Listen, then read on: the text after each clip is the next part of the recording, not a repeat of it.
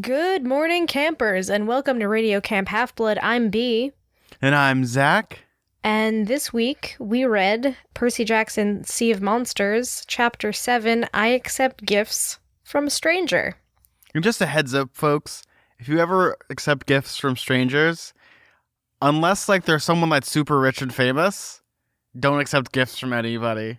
Maybe at a white elephant or something, like one of those, gift exchange parties. So I guess the moral of the story is if you meet a stranger that wants to give you a gift, usually say no unless it's a god who's Hermes, or that person also could be crazy and gives you a thermos filled with some mysterious thing in it. So what did you think of this chapter, B? Once again, I was right about some things. Yeah, the little numbers that the Grey Sister said, those were coordinates, and that's probably where the Sea of Monsters are. And they want to go on a quest, so that's exciting. And I kind of guessed that they were going to go on a quest, even though that Tantalus is a big old jerk. I knew that they would find a way to go on a quest anyway, which is kind of the whole premise of this chapter, is them trying to figure out how that's going to happen. Yeah, and there's a lot of things that I was just waiting for you to talk about, such as we talked about Florida. You were very close about that, and it was like, oh my god, they're not going to bring up the Bermuda Triangle, the greatest location in the history of things. As soon as I got to the part that was talking about all of the weird things happening and ships going missing and everything, and I knew that it was supposed to be off the coast of Florida, then I made the connection of Bermuda Triangle right before I read it. So I did guess it, but not super early on. I don't know why I didn't assume that. I knew it was supposed to be somewhere off the coast. So I was generally right about that. Yeah, no, that's the one thing I really enjoy about this book particularly is that we have the Bermuda Triangle, which is probably one of my favorite mythical places just because of how weird it is and all those great stories when it comes to the Bermuda Triangle, especially with ships disappearing, planes disappearing, and it's so perfect. I love that about Rick Riordan's work is he'll take something that's very cryptid and try to make a Greek spin on it and oh, this is why this thing is this. This is why this thing is this.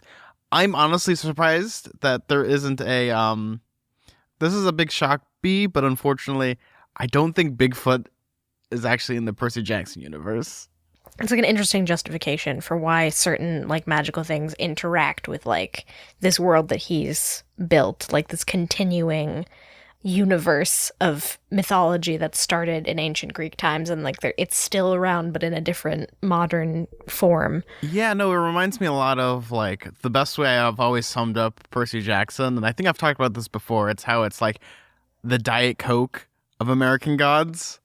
Yeah, it's for the intro American Gods. I could kind of see that. I've actually never read American Gods, but I get it's a similar kind of idea, oh, let me blend sort of, almost like American Gothic or different, Americana interesting myths, and then try to connect that to ancient myths and how do those interact? Because Rick could have easily just been oh, well, this ancient Greek stuff does exist, and not really interacted with existing sort of urban legend stuff that exists in the United States or whatever, but it's cool that they interact, or they they're a part of the same extended universe somehow. What I'm thinking about, B, is so does Hades come up to Jersey to vacation? He's the Jersey Devil?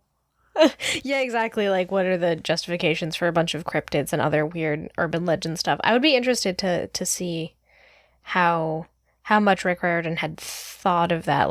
If you were to ask him, oh, would there be a ancient Greek justification for, I don't know, the chupacabra or something? Is that something else? Or, you know what I mean? Because you have to, at a certain point, be oh, well, there is existing mythologies, and you don't want to, step on the toes of, other cultures that have their own thing going on to be everything's ancient Greek mythology, actually, if you look at it.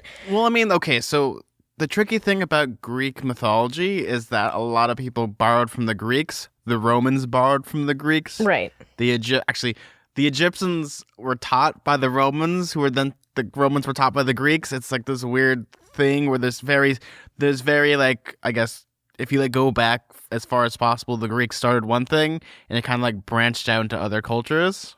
Yeah, and I see what you mean.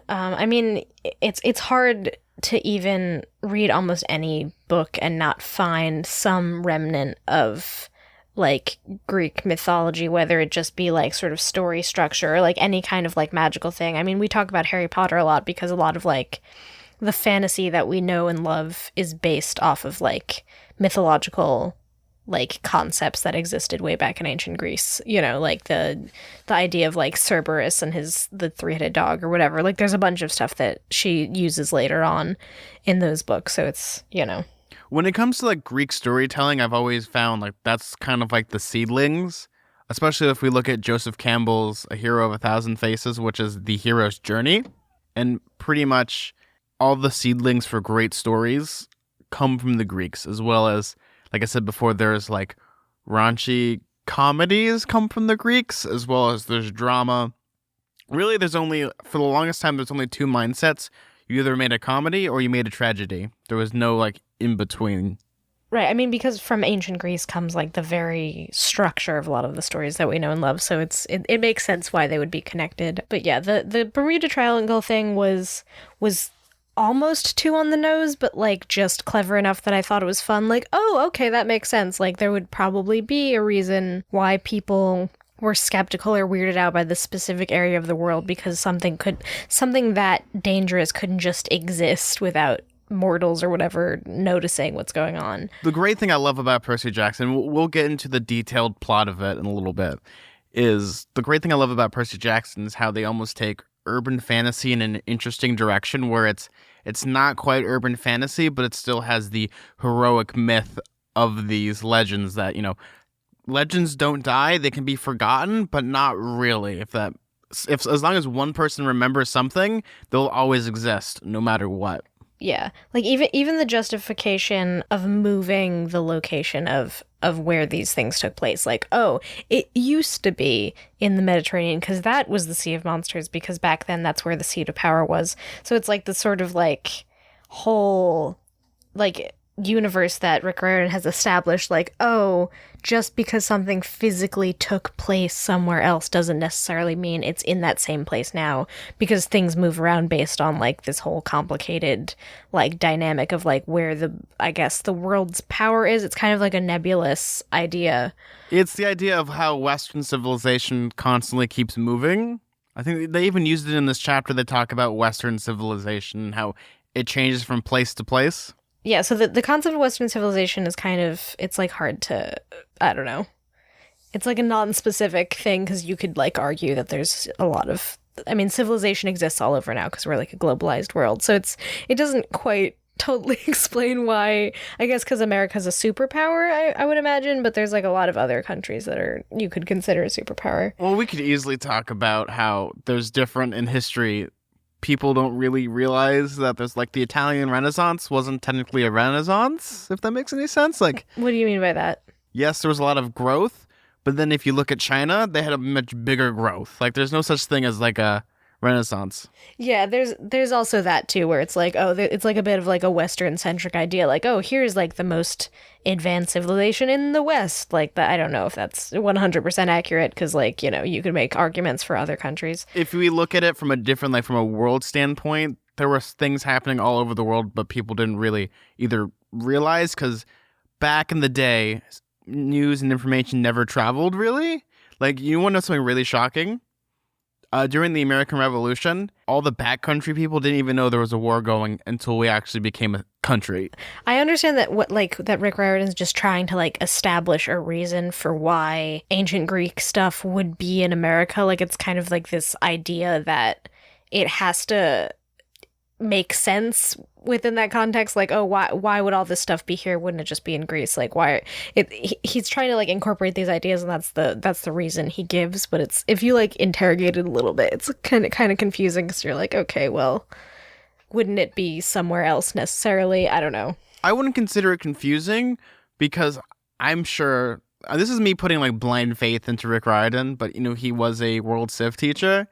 And it's more of the idea, it's the concept of we're going to have it set in the United States because my books are set in the United States. And most kids that are going to read this are from the United States. Let's make it as relatable as possible than having it set in Greece and have all these things. Yeah, I guess that's true. It is also like written in English. But then like you could also say like, oh, like is England also kind of a superpower and they speak English? And you know what I mean? It's kind of... Well, it moved from there. They've talked about this before and how it moved from England to the United States. Like, it's gone all over the place. It's gone probably to Russia. It's probably actually gone to China. It's gone to all these places, but right now the most centralized power is in North America. The great thing, the most ingenious thing that Rick Riordan did was he made it so open-ended, so if he wants to continue a series, let's say in a different country, oh, all the gods said to move to this country because this is like where civilization sparks. Oh, that's a good argument, actually, for this sort of nebulous idea that it's like, oh, it's in whatever Western civilization. Like, again, the phrase Western civilization is kind of a weird phrase, right? Because, like... Well, it's not, there's the whole world. It could be called the compass of civilization, pretty much. Like, you could have, never eat soggy waffles. Yeah. Anyway... But that's what I like, that there's like a nice open-ended argument of it. Same as how we're going to do Harry Potter. Hogwarts is always going to be in England. But wait a second. There's American schools. There's schools in France. Yeah, it's the same this... kind of thing. Like, oh, there's other stuff going on. Yeah. Anyway, I was right about a couple of things in this chapter, actually, because we also find out some stuff about Tantalus. Yes, we do. We'll get into that real quick. So the chapter opens up and Tantalus is mad. He has punished these poor kids. What does he do, B? He makes them go, like, do cleaning duty, basically, and kitchen patrol is what they call it. And they're cleaning it with lava, I guess. The harpies washed stuff with lava to get that extra clean sparkle and kill 99.9% of all germs. And my favorite thing about it is Tyson, because he's unaffected by lava, just sticking his hands into Tyson's them. a Cyclops. It struck me that they're wearing asbestos gloves and aprons. Like, I was like, oh, asbestos, okay. The next Percy Jackson book, Percy Jackson and the Bout of Cancer? Yeah, Percy Jackson and the mesothelioma. That does sound almost like a Greek monster. The great mesothelioma monster. Oh no, if it attacks you, you're gonna have a hard time breathing. Sawbones actually just did an episode about asbestos, if you guys want to go check that out. It's like a good rundown of how very dangerous it is, and you should not use it for things because it'll give you cancer. Apparently we're bringing back asbestos into certain things. Oh yeah, well that's what the episode is about. So they talk about how this change in regulations and all that kind of stuff. So if you want like more information about that, that's a good place to go because I was kind of confused about that news too. Yeah, asbestos, hands down, very bad for you. It's very, very bad.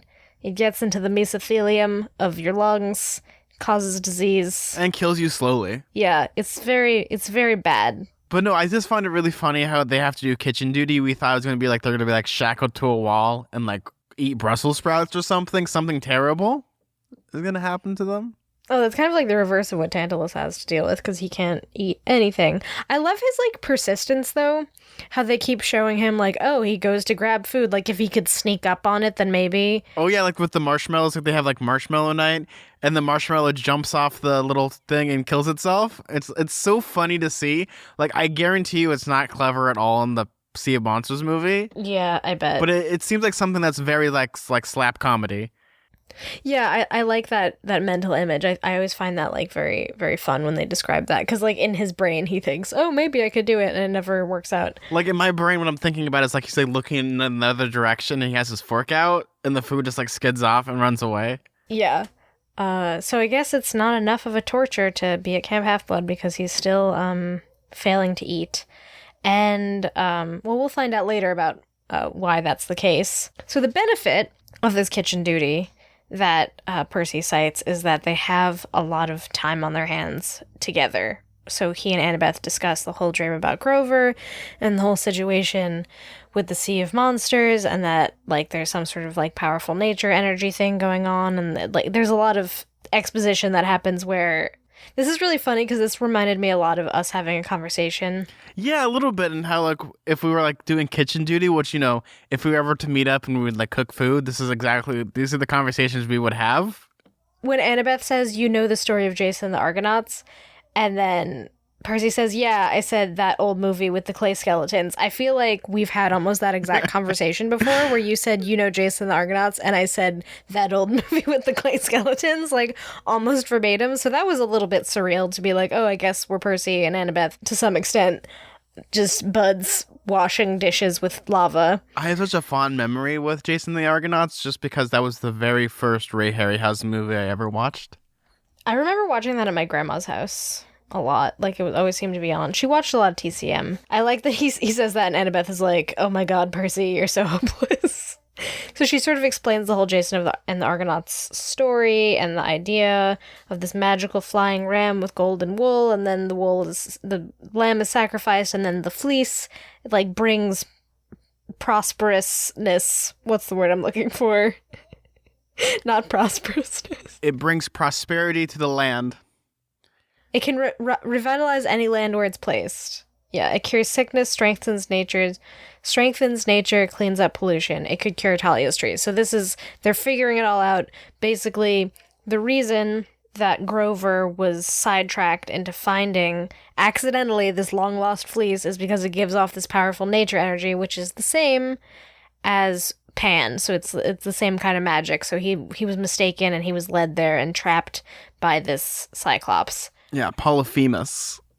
Yeah, the greatest of Cyclopses. This is what I love about stories, when they actually slow down and they have this conversation instead of, we don't have enough time, we can't explain it all now. Yeah, it was, I was so glad that they could finally have that conversation, because, like, it was starting to really drive me nuts. Yeah, especially because, like, yeah, they're, like, friends. It's really frustrating that Annabeth won't trust him just because of some, like, petty fighting about what, like, she doesn't get along with Tyson because he's a Cyclops. Like, there's a couple minor fights that they have, but for her to be like, oh, I'm not going to believe you saying this thing about our mutual friend who might be in danger, like, was kind of ridiculous. So I'm glad they finally talked. Remember that time last year when we hung out and we nearly died several times? Yeah, exactly. They trauma bonded. They should be able to trust in each other enough to, like, be like, hey, we should probably go on this. They were trauma blanket buddies. Yeah, exactly. I'm traumatized. But the great thing about this, though, is so we have the Golden Fleece, which now is our MacGuffin of the story. Yeah, well, we don't have it yet. We know where it is. We have the location, Sea of Monsters. We have the location of the Sea of Monsters, the numbers that we got from the Grey Sisters.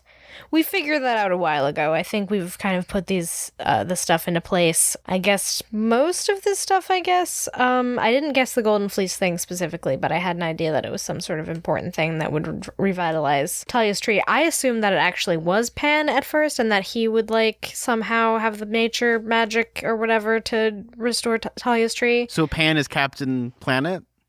He basically is. I mean, is he not Captain Planet? Yes, he is Captain Planet. They imagine they get all the rings. Let our powers combine. And then Talia's tree gets saved. In the back of my head, I keep thinking, like, maybe if they fail at getting the Golden Fleece, then Pan will be like this Deus Ex Machina situation where he'll appear and be like, I'll fix Talia's tree. Like, for some reason, that's, like, my idea of... So when it comes to that, is that almost like a worse ending? Or do you think that's a much better ending if they fail their mission, but the real magic was their friends all along? Yeah, I guess. I don't know, because then, like, it would be really cool to see Grover succeed somehow in finding Pan, and then also that's what saves the camp. This is just, like, a guess I'm taking, but, like, for some reason, the way that they emphasize that Pan and the Golden Fleece are, like, similar in the way that they emanate nature magic. Or maybe Pan, like, wears it like a very expensive, like, fur coat. Yes, a very stylish sweater. Yes, please. It's going to be sweater weather, you guys. But yeah, so it's all set up. Now, the only problem, though, with this situation is they need to be offered a quest. And the only person that can do it hates them. The only way that they can get him to approve their quest is if they go up in front of the whole camp and kind of, like, strong-arm him into allowing it to happen, because otherwise it'll look very bad for him, because he'll be surrounded by the whole camp, and then they'll say, oh, we could fix Talia's tree and everything could be great, and then, you know, what is he going to say? No? Of course, we know he's evil, but he can't just say that. I mean, he could say no. Yeah, I guess. But instead he does something even more tricky. He agrees to the quest, but he says that those who will go on the quest will be someone who's, like, proved their worth and really, like, demonstrated their strength and dedication to the camp. And of course that would be none other than Clarice, who won the chariot race. All the Ares campers are really hype about that, obviously, but then, you know, all the other campers are kind of like infighting, like, no, wait, it should be Percy. But then they think, oh, well, Percy, he like got his shining moment last summer and all of this like infighting and whatever. Which I like more because I like that aspect of the infighting of having, hey, a quest is super special. We can't just give it to the titular character of the story. Yeah, I mean, I think it's kind of fair to some extent. Like, if you were a kid and you were at this camp where people were supposed to go on these magical quests and, like, save the fate of the world or whatever, it would be pretty frustrating if it was the same dude 2 summers in a row. Well, especially with when it comes to quests. B, in the first book, they talk about how usually when you're offered a quest, that is pretty much your one chance. You only get one time to ever do it. And to get like multiple times is almost like a slap to the face to everyone else because it's like, well, I guess my parents don't love me. Yeah, obviously the Ares cabin is like very pro Clarice, and they're like, oh, Clarice, and then Percy doesn't agree with that, and Annabeth doesn't agree with that. So it's all this kind of like these different factions who don't necessarily, like, oh, well, he's the one who decided on the quest and all of this kind of stuff. Though, you know what my favorite part about this chapter while we're at the campfire is, B? What? My favorite part about this chapter is when they're talking about all the songs they sing, like the standard campfire songs. Oh, yeah. Oh, yeah, no, this mine is Minos' land. I am my own great-great-great-great-great-grandpa. Yeah. Yeah, it's like puns on campfire songs. I thought that was pretty funny. When I read that, I thought of you. I was like, this is a Zack joke right here. But it's like, when you think about it, it makes sense that they would have their own interpretations of camp songs. Like, that's the great type of world building that I love in books, is when they have their own universe of things and like their own like mythologies of even just, it's a campfire song. Right, but it has to be themed somehow. It has to be themed, yes. I like when it comes to stuff like that, and I think that's what Rick Riordan does a really good job at, is incorporating, hey, we're going to take the old-timey, American campfire song, and we're going to make it funny. So there's all this like bickering and disagreement, and then Tantalus does the creepiest, puts on spookiest, his spooky voice. Power move where he's like... But then like Tantalus like spits out some like scary stories to tell in the dark. Yeah, he just like makes everyone just like pause in their seats like, oh, Jesus Christ, this is a creepy story. Do you want to read it, B? Yeah. Once upon a time, there was a mortal king who was beloved by the gods. Tantalus put his hand on his chest, and I got the feeling he was talking about himself. This king, he said, was even allowed to feast on Mount Olympus. But when he tried to take some ambrosia and nectar back to Earth to figure out the recipe, just one little doggy bag, mind you, the gods punished him. They banned him from their halls forever. His own people mocked him, his children scolded him, and oh yes, campers, he had horrible children just like you. He pointed a crooked finger. I'm gonna do the actual reactions. Oh my god. Screaming. Like us? Yeah. He pointed a crooked finger at several people in the audience, including me. Do you know what he did to his ungrateful children? Tantalus asked softly. Do you know how he paid back the gods for their cruel punishment? He invited the Olympians to feast at his palace, just to show there were no hard feelings. No one noticed that his children were missing. And when he served the gods dinner, my dear campers, can you guess what was in the stew? No one dared answer. The firelight glowed dark blue, reflecting evilly on Tantalus's crooked face. Oh, the gods punished him in the afterlife, Tantalus croaked. They did indeed, but he'd had his moment of satisfaction, hadn't he? His children never again spoke back to him, or questioned his authority, I would imagine. And you know what? Rumor has it that the king's spirit now dwells at this very camp, waiting for a chance to take revenge on ungrateful, rebellious children. And so, are there any more complaints before we send Clarice off on her quest? So this was pretty close to my guess. He wasn't a cannibal. He served people to the gods, which is very Hannibal Lecter, actually, to be fair. So it's like really interesting that we have this story, which almost like to a kid, they might not put 2 and 2 together that Tantalus fed his own children to the gods. But if, you really like looked blurred the lines, oh my god, this guy's a monster. Yeah, I mean, I kind of guessed that he had some sort of weird cannibalistic thing going on from just like the weird stuff that he said earlier in the book. And I was kind of right. He didn't eat his children. It's almost worse he fed them to other people. I mean, he did kill them and prepare them. It brings back the idea of hubris, where like he was so proud of himself. He just thought, I'm going to help humanity so well with this ambrosia. and then the gods punished him because if you eat ambrosia, you die. It's not like it's kind of like a two-way punishment. Like they're trying to save him from eating ambrosia. It's strange that he wanted the recipe as if the ambrosia would be of any benefit to him. Like, he can't have ambrosia because he was immortal. And it's the idea of, hubris of how dare they ban me from their halls? I'm a great king. I'm going to show them. I'm going to give them something. Yeah, I'm going to feed them my children, which is, very dark. Then we go back to the idea of, the tropes in Greek mythology, and you have, this would be a typical drama. This would be a play.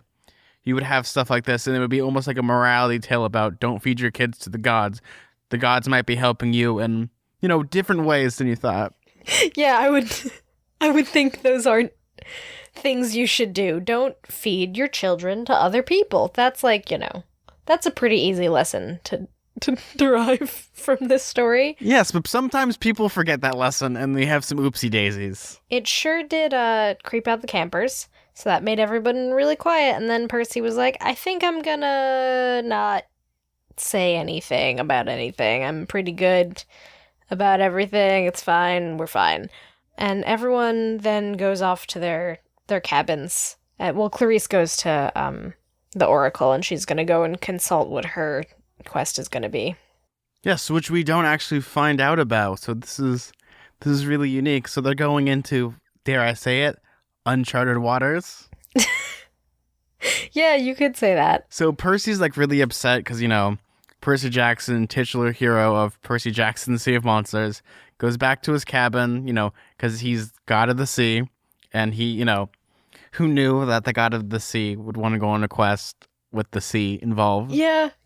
And even, he discovered the quest, and it was his idea, and it's his friend, and there's a lot of reasons that he wants to go on the quest. It's not like he's doing it for selfish reasons. He's actually doing it for good reasons. Right, he wants to help his friend. Like, everyone in the camp is insinuating that he just wants the spotlight, but obviously it's more personal than that. He just wants to help Grover out. Yeah, so he's kind of moping, but the most important thing about Tantalus, though, is he set up a curfew with the Harpies.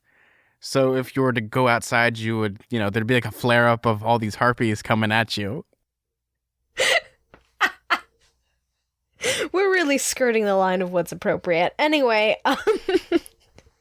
the spooky harpies are circling the camp, and they remind me a little bit of Dementors or something. Like, they're spooky ghosts. Yeah, they're recruited by this jerk guy who, he's super similar to Umbridge, I think. It makes sense that they would make Tantalus more like Umbridge, except Umbridge is the worst evil character.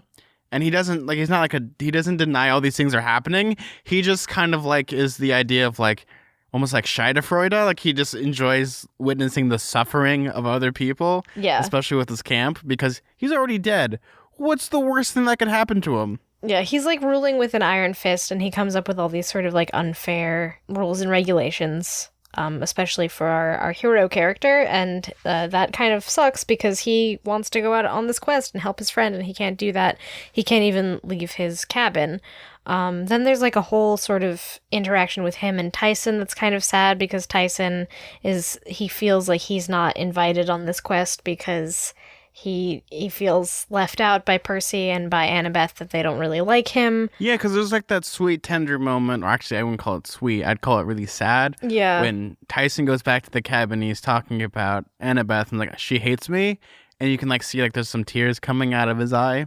Yeah, he says, Annabeth doesn't like Cyclopses, you don't want me along, and he sort of is, yeah, he kind of gets the sense that he's not welcome, and obviously Tyson isn't the brightest character, but he does obviously pick up that no one really likes to have him around except for maybe Beckendorf, because they would work on they're tinkering on stuff bros. Together. Yeah, they're blacksmith bros. But other than that, and it's adorable because Beckendorf gave him some tools and stuff, so he's tinkering in the cabin. He's making some doodads. Yeah. Oh God, it's so sad because then he starts talking about Poseidon, and he says, Daddy always cared for me. He sniffled. Now I think he was mean to have a Cyclops boy. I should have not been born. Which is if you think about it, not just in the context of Percy Jackson, but let's strip this away a little bit.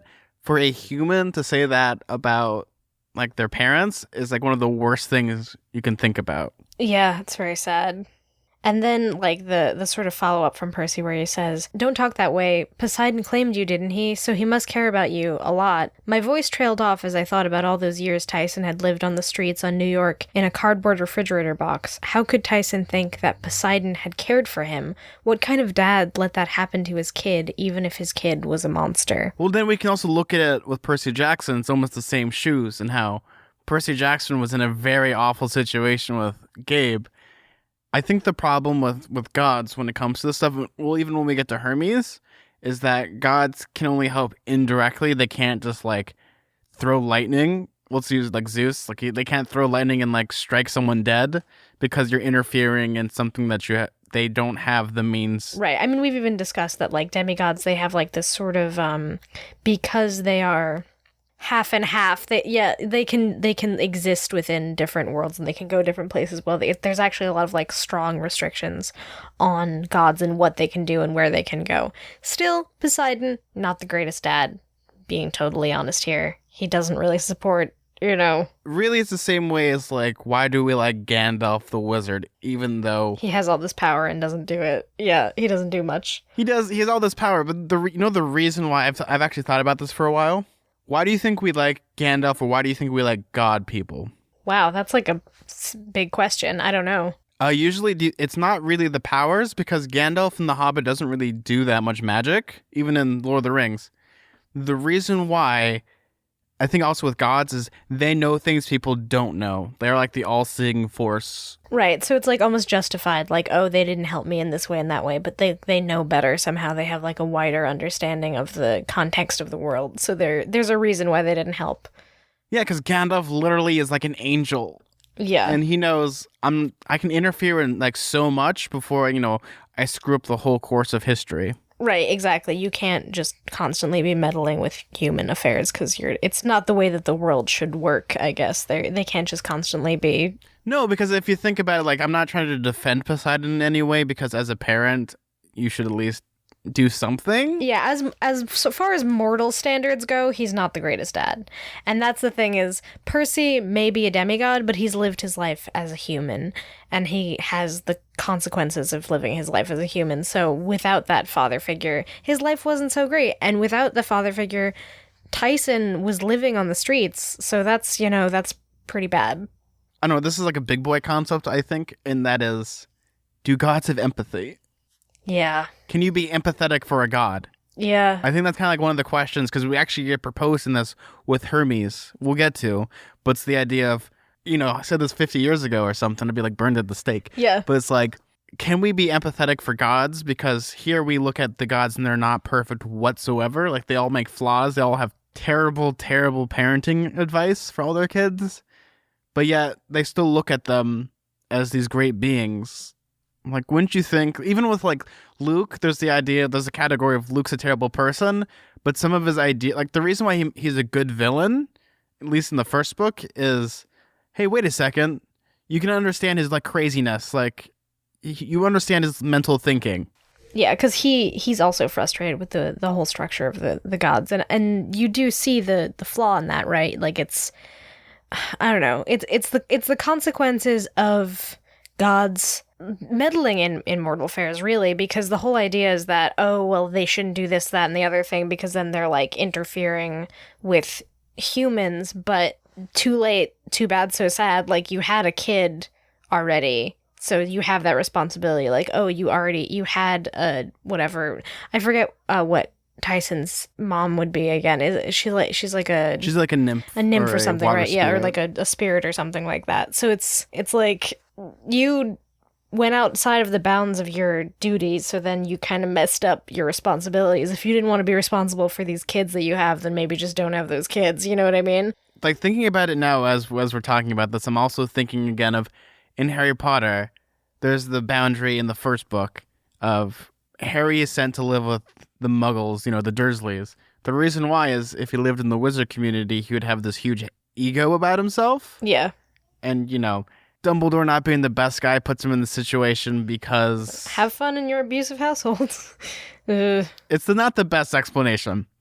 But it's the same thing with, like, if Percy Jackson really knew his dad, like, would it be like the ego train if my dad's an actual Greek god. There's like so many things you can think about. I think there should be a book written about this. It's kind of like, it's like less of like the god complex. It's more like the god's son's complex. Like, do you have to like live up to the godly expectations of like your parent?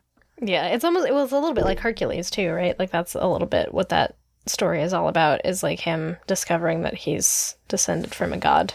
I mean the Disney Hercules, not the original story. Because... Oh, the Lou Ferrigno Hercules, where he punches a bear into space? Nope, not that one. Punches a bear into space. It's really funny, actually, because they do name check Hercules later on when Percy does just go back outside, even though it's against curfew, because he just needs to clear his head, and he goes down by the water. And then who should appear but some guy in a tracksuit? Oh my god. Yeah, the description of him is really weird. Like he sounds like a yuppie or something. It's like a weird aesthetic going on for him. Well, you know who he's played in the movie, right? I don't actually. It's Nathan Fillion. No, that's weird.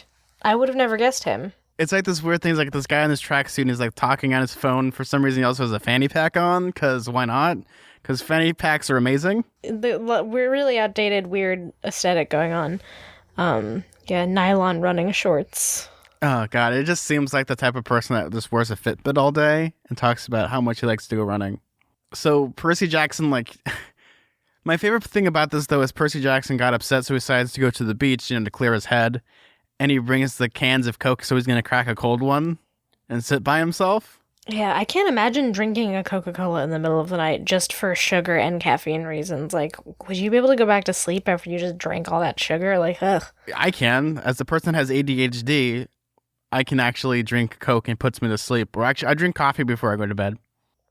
Yeah, as a person with an anxiety disorder, if I have that much caffeine before I go to bed, then I have a very bad time. One time I just took, like, a Tylenol that happened to have caffeine in it for headaches, and I didn't realize, and, like, that was enough to keep me up all night. So, yeah. But it's like the idea of just the sad loneliness of this kid, like, literally cracked a cold one and is hanging out with just himself on the beach. And this guy comes up and is like, hey, can I get a Coke? He even, like, acknowledges how weird it is that because he doesn't know it's Hermes at first. He's just like, now I know, a strange guy in the middle of the night, common sense, I was supposed to run away, yell for help, etc. But the guy acted so calm about the whole thing that I found it hard to be afraid. Well, to be fair, it is Nathan Fillion. That guy is super charming. Sure, Nathan Fillion, do you want a Coke? Do you want to, like, sit down? So how's that season 2 of Firefly coming along? Never? Okay, thank you. Anyway, so they have, like, a very weird interaction going on. There's, like, some snakes that are, like, on his phone that then turns into a staff, and then the snakes are around. Their names are George and Martha. Is that a reference to something? I feel like those names sound familiar. George and Martha? I think George and Martha are, well, there's a children's book called George and Martha, and it's about hippos. So, Rick Riordan, why don't you tweet at us and tell us the reason why you named them George and Martha? I'm sure there's actually, like, the original, and I think that the snakes, like, the original Greek name of them is probably something very similar. Yeah. George and Martha are the couple in the play Who's Afraid of Virginia Woolf. That could also be something. It's like the Virginia Woolf snake. Oh, the Virginia Woolf snake. It all comes, back around. Yeah. George and Martha, it just sounds like it's so much of a distinct name pairing that I feel like it must be a reference, but I don't know why he would pick that. If any listener knows the answer to this, because I'm sure if we look on, like, one of the Wikipedias, we'll find it. But yeah, so they turn into, like, this cool staff and kind of shows them his true form as Hermes, god of thieves. But most importantly, Percy Jackson says, you're Luke's dad. Yeah, which is not exactly what he's used to encountering from people. It's like, well, if people want to be nice, they call me the god of travelers, or, if they want to be not so nice, they'll say I'm the god of thieves, but I don't normally hear the father of Luke, but that's, like, how Percy knows him. Then we have, like, this interesting dynamic where, again, it's bringing back the idea of, do gods have empathy? Because he's trying to be like, I kind of screwed up with Luke a little bit, and I really want you to try to save him. Yeah, he seems almost human in this scene. Like, he's very, like, empathetic and almost... He's not as, like, high and mighty as some of the gods that we've met before. He seems pretty down to earth. Well, he's also... It's like the idea of, there's the big three, and then like there's like kind of like the tier system. Like Yeah. I would consider like Hermes to, I mean, all the gods are really powerful before I get like hit by lightning or something. But it's the idea of maybe he's a lesser god, so he's more like in touch with humanity. So they have like a bit of a heart-to-heart situation about him going on this quest. I think the reason why it's like that, B, is he is the god of travelers. Oh, I guess, yeah. And then this would be the quest is traveling, so he like knows how to, I don't know, prepare someone for travel. That, and also it's the idea of, because, you know, Hermes' cabin like welcomes anyone into their house. It's the same here. I think maybe Hermes is the most human out of all of them. Yeah, because he's not as powerful, I guess, so he understands empathy a little bit more. I don't exactly know. It would make sense that he would appear in this moment of time when Percy is considering going on a big trip, and Hermes is good at packing, so to speak. And this is when he tells him, like, the story of, like, when he was a kid or a baby. He snuck out of the cave and stole some cattle that belonged to Apollo. But then he gave Apollo an instrument he invented, a lyre, and Apollo was so enchanted with the music that he forgot about being angry. And I like so what's the moral? The moral, Hermes asked. Goodness, you act like it's a fable. It's a true story. Does truth have a moral? How about this? Stealing is not always bad. But that's also like a really good moral. Like there's life lessons in life, but there's not always like, you can never really find the true meaning of it until much later. And then Percy is kind of offended by this idea. Like, oh, I don't know if my mom would be super happy with the idea of stealing is not always bad. And then he kind of complicates a little bit by saying, young people don't always do what they're told, but if they can pull it off and do something wonderful, sometimes they escape punishment. How's that? Well, we're also talking about the god of thieves, so obviously he's going to have a silver tongue. Yeah, he's a little bit, he doesn't really care for rules so much. But yeah, then we have like this really interesting conversation. Again, it's just him and Percy kind of talking about Luke a little bit, and like, hey, I need you to like kind of save him a little bit. He believes in redeeming Luke, even though that seems a little bit impossible. In my brain, when I'm thinking about this, it's almost like the Kylo Ren argument of having, can you redeem Kylo Ren even though he's murdered his father and has murdered a bunch of people? A villain like that. Yeah, it's, I don't know about all that. Yeah, it seems unlikely. Luke attempted murder to kill Percy. Can you redeem somebody if you actually, like, take someone's life? Or you're evil? Yeah, he's pretty evil. I don't really think that that's going to work out, but I guess it's nice that Hermes thinks that. There's sort of like an interesting back and forth where Percy says, like, oh, I mean, like, even if I knew where Luke was, I don't think I'd be able to change who he is. He's like, Luke can't be saved even if I could find him. He told me he wanted to tear down Olympus stone by stone. He betrayed everybody he knew. He hates you especially. What, me? That's harsh, B. Why does Luke hate me? I don't know, maybe because you're so nice. My dear young cousin, if there's one thing I've learned over the eons, it's that you can give up on your family no matter how tempting they make it. It doesn't matter if they hate you or embarrass you or simply don't appreciate your genius for inventing the internet. You invented the internet? I like that interaction also. Like, what? Oh my gosh, do I have to thank you for the internet? Why do you think he invented the internet? I mean, he's like the god of travelers. I don't know. B, you're traversing the World Wide Web. Oh, I guess, yeah. It's sort of a very metaphorical kind of travel. Maybe Hermes is the patron god of our friendship. Aw, thanks, Hermes. And then, like, all of a sudden some guy in a tracksuit comes outside. No problem.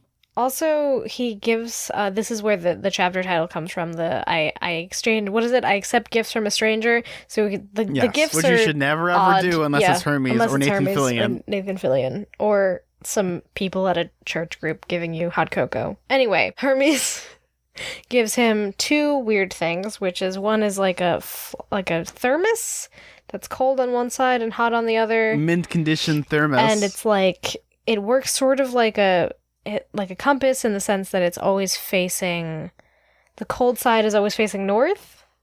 So Hermes gives Percy this thermos, which does two functions. The first one is if you open it up and, you know, take out the lid that keeps it all sealed in to keep the hotness in and the coldness in too. It's like the Valley of the Four Winds. Wait, that's Series of Unfortunate Events. 1 second. That's Valley of the Four Drafts. It contains the four winds, right? It basically unleashes a great wind that will take you home. Yeah. The winds of the four corners of the earth to speed you on your way. You only unscrew the lid a little bit. though. But the cool thing also about the thermos is it has a hot side and a cold side. The cold side will always point north. It's almost like in Pirates of the Caribbean with the stupid compass of wishes. Like it always will point you in the direction you want to go. Oh, I didn't really watch Pirates of the Caribbean, like, not for a long time and not fully, so I couldn't speak to that. But anyway. But it's the same thing. It's the idea of you will always find your way as long as you have the cold side. It's also a compass. Yeah, just use your heart and you'll find your way. And that, for some reason, now I'm thinking of like Moana music starts playing. Did you ever have a thermos as a kid? Oh, I have a thermos now. I drink out of it all the time. I had a Rugrats-themed thermos as a kid. It's pretty great. I actually have a Star Wars one. Very stylish.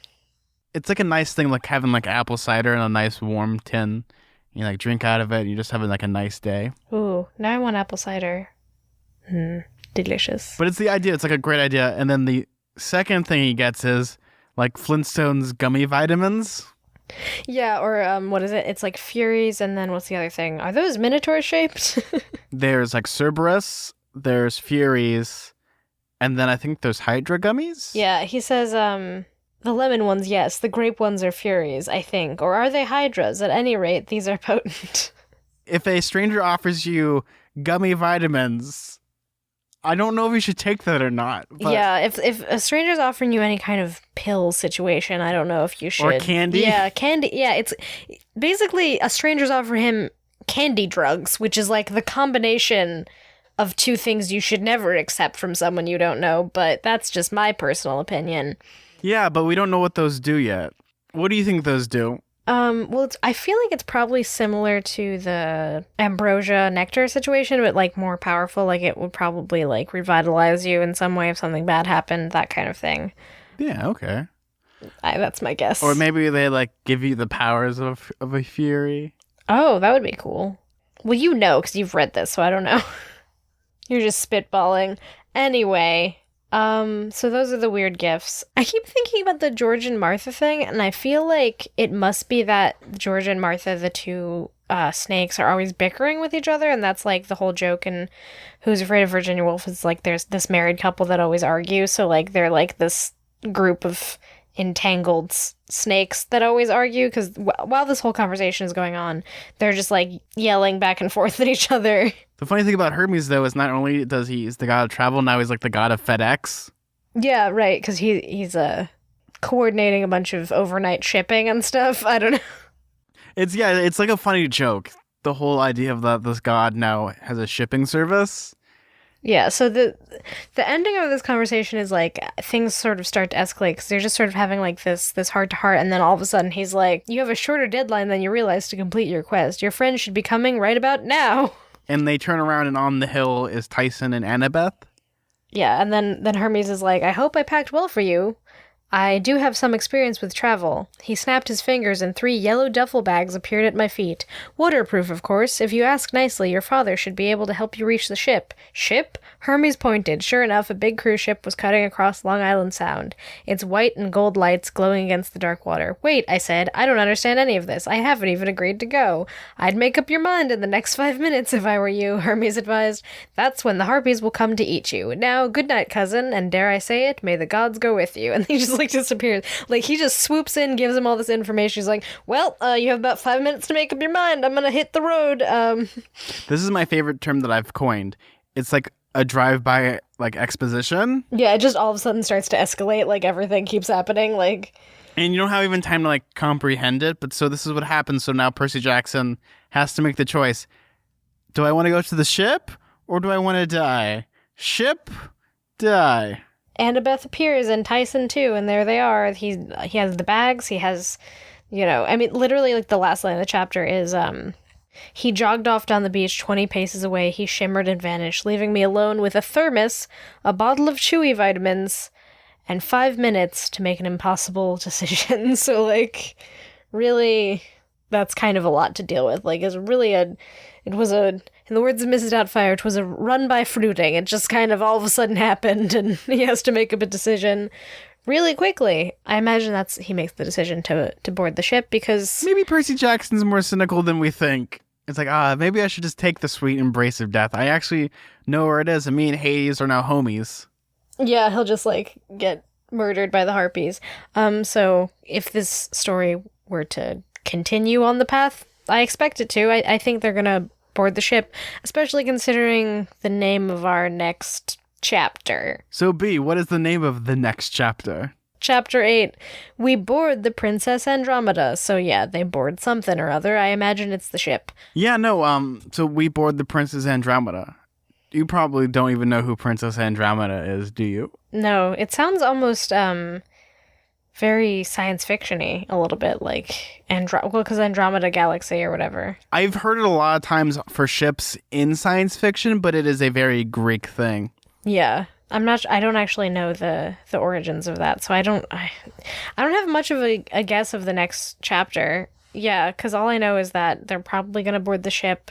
Tyson and Annabeth are going to come along. I'm sure Tantalus is going to realize eventually that they left, because, like, they're not going to show up the next day, so whoops. So what do you think is going to happen next chapter, B, if they board the Princess Andromeda? Oh, God, I don't even know. I mean, I'm sure that there's going to be some sort of a lot of, like, a weird cast of characters who are on the ship, which I'm excited to see, like, different mythological characters and creatures that are maybe adapted in a typical Rick Riordan fashion to be a little bit more modern. That's going to be really fun to see. I don't know if anything, like, super dramatic is going to happen next chapter, maybe. I could easily see something like, oh, the ship's under attack, or whatever, like, a lot of dramatic by mythical pirates? Stuff. Yeah, or whatever, like a sea monster. I'm sure there's going to be a sea monster involved at some point in this plot. I mean, that's like almost like if you're gonna have an open water story, you might as well have a sea creature. Yeah, I keep thinking of I recently rewatched Atlantis, so I keep thinking of like the giant. Oh, the Lost Empire. Oh my god, it's like my favorite Disney movie. Yeah, it's really great. Very weird actually. I didn't remember a lot of the stuff that happened in that, but there is like a scene with like a giant like automaton, the Leviathan. Yeah, Leviathan thing that appears. So I keep thinking of that. Also, I saw the Meg this summer, so I keep thinking of large sea creatures attacking. So what we're looking for is a tunnel that's kind of like almost like the grease trap of your sink. We're looking for the grease trap. I can't really think of a lot of sea monsters. Like, I don't know a lot. I'm just like picturing like, you know, generic sea monsters, like a giant sort of serpentine creature of some variety. I wouldn't know them by name. Oh boy. Yeah, there's definitely gonna be obviously a lot of monsters. I mean, the book is called Sea of Monsters. There's gonna be sea monsters. You gotta think of the mentality, B, of where they're going to the Bermuda Triangle, where ships sink and planes disappear. Yeah, so something bad's gonna happen soon. Will they meet Amelia Earhart? Who knows? Who knows? We won't know for a while. Yeah, God, I know that a lot of stuff is gonna happen, but I can't guess the specifics because I know that they're going to be based in Greek mythology, and I'm not familiar enough with that to guess what kind of creatures they're going to encounter. But I also hope they like meet some fun characters on the actual ship, though. That'll be fun. Yes, they will certainly meet some fun characters. I don't know. I'm not going to tell you. All right. For all we know, the cruise ship could just be inhabited with sock puppets. Yeah. So we did get one message this week. It's from Tabitha. Hey guys, I'm a huge fan of your podcast I started during episode 5, which was super crazy and fun. Didn't know there was a Percy Jackson podcast until a couple days ago. I actually have one question, and that is, you guys talk a lot about Roald Dahl and Series of Unfortunate Events and, gasp, Harry Potter a lot. We do. When it comes to your reading preferences, what are the type of genres that you like to read, or what is your favorite genre? I'm also a daughter of Athena.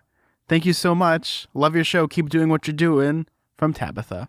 I think it's pretty obvious that we both like YA a lot. We both read a lot of children's lit and YA and stuff like that. Yeah, I mean, what is like, I guess, your preference when you're not reading like YA? What are some of your favorite genres to read, or what is your favorite genre to read and why? I think that's kind of like what the question they're asking us.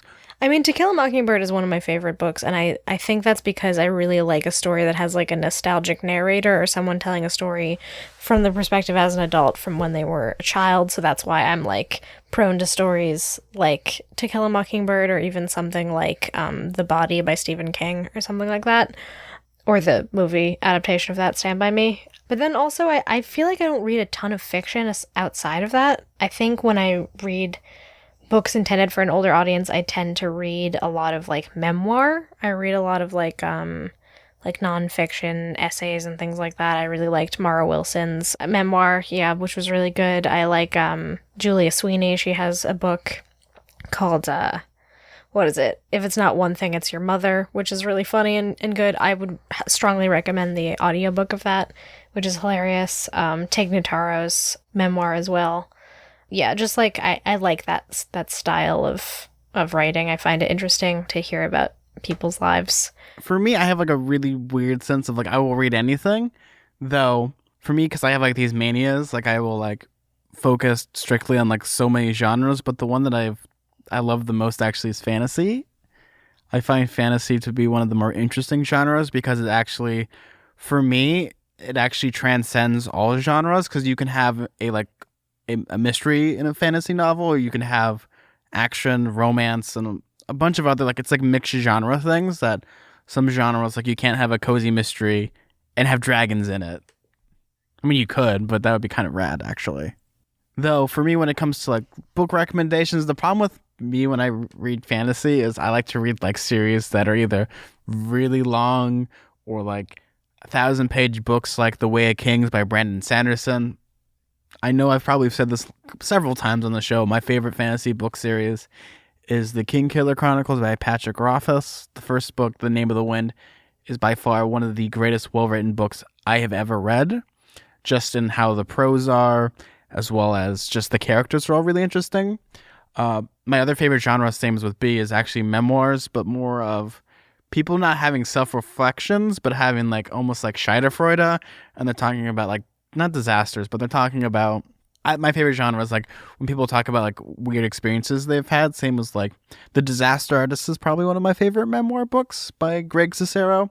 Oh yeah, that's a fun book. I enjoyed that. It's such a great book because it's so weird and believable.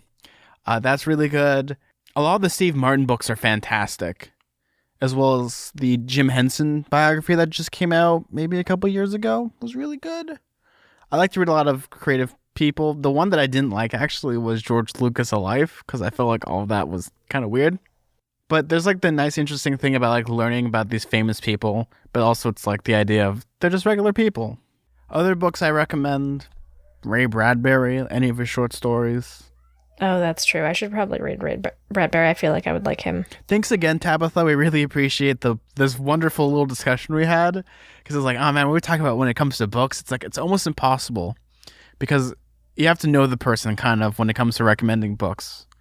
But we're going to give you some good suggestions. If you like reading stuff, read all the books we just suggested. And you might find one that you might really like. Unfortunately, this week we didn't get any iTunes reviews. Yeah. Well, unless it was like from some country we didn't check, but again. I checked the site and there's just no one this week. That's okay though. We have like over 85 of people giving us stars. I'm like, oh my God. And that's everything. Yeah, it's so funny. I feel like it's sort of like feast or famine when it comes to reviews that we get. Thank you everyone that has reviewed our show. Thank you everyone that is going to review our show. Thank you everyone for just listening to the show. Every download is so amazing. Like every time we see the numbers, it's just like, how do we know all these people? B, did you like pay some people? We love you all, and it's so great that we transcend boundaries of getting people from every walk of life possible, and that's the greatest thing. Yeah, I keep thinking about how like I didn't even belong to the Percy Jackson fandom, and now I feel so like embraced by all of you. It's really cool. You can find me on Twitter at bkellygorman, and you can find me on Tumblr at twinpoetry.tumblr.com. If you want to find me personally, you can find me at Suda41, that's SUDA41. And if you want to follow our show on Twitter, you can follow us at halfblood_radio. If you want to send us anything at all, we'll read it on the show. You can email us at radiocamphalfblood@gmail.com. I'm Zach. I'm B. And keep staying mortal. Bye, guys. Bye.